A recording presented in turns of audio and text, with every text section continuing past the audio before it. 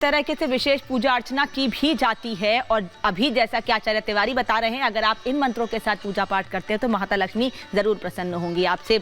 अनूप जी, मैं आपके पास आऊंगी। जब भगवान राम को शबरी जी ने अपने झूठे बेर खिलाए थे तो उस वक्त भी बहुत बातें, उस समय में बड़ी बातें सामने आई थी, लेकिन आज के समय में उसे आप अभी गीतों के माध्यम से उस भाव को, भक्त के लिए, भक्त का भाव भगवान के लिए, उसे कैसे बताएंगे आप?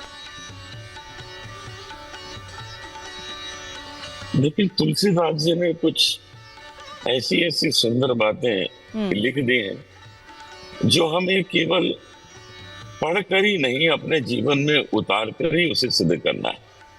हम शबरी की कथा सुनते हैं, केवट की सुनते हैं, सबका जो आनंद मिलता है, वो भाव जो है, वो भाव हमें जीवन में लाना है, केवल उसको पढ़ के खुश नहीं हो जाना है। जैसे इन चार पंक्ति में देखिए, तुलसीदास जी की जो रामायण है, रामचरितमानस, वो हमें क्या कहती है कि हमें करना क्या है।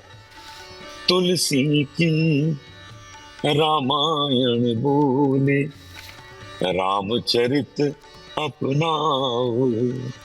केवल पढ़ लेने से बात नहीं बनेगी, उसे हमें अपनाना है।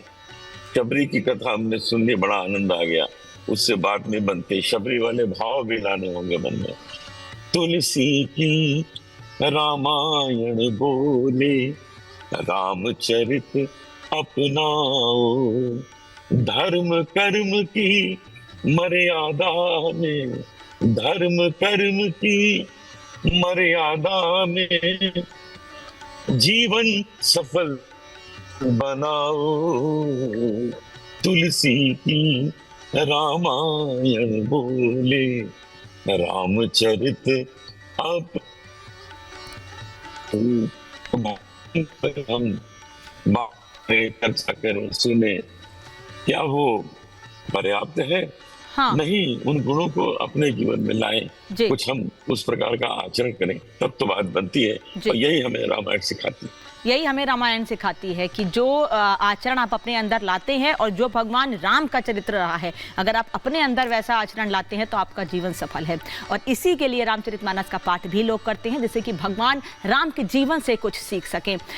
मैथिली, आपने भगवान राम से जुड़े कई गीत खुद भी गाए हैं, भगवान राम के जीवन को अपने गीतों के माध्यम से बताया है कि भगवान राम का जीवन कैसे आदर्शमय रहा है और लोग उस आदर्श को, उनके आदर्शों को अपने जीवन में उतार सकते हैं। अभी कैसे बताएंगे इसे आप? अभी माता शबरी की बात जैसे हो रही थी तो मेरे दिमाग में बस एक ही लाइन है जो गूंज रहा था। जी। मैं शबरी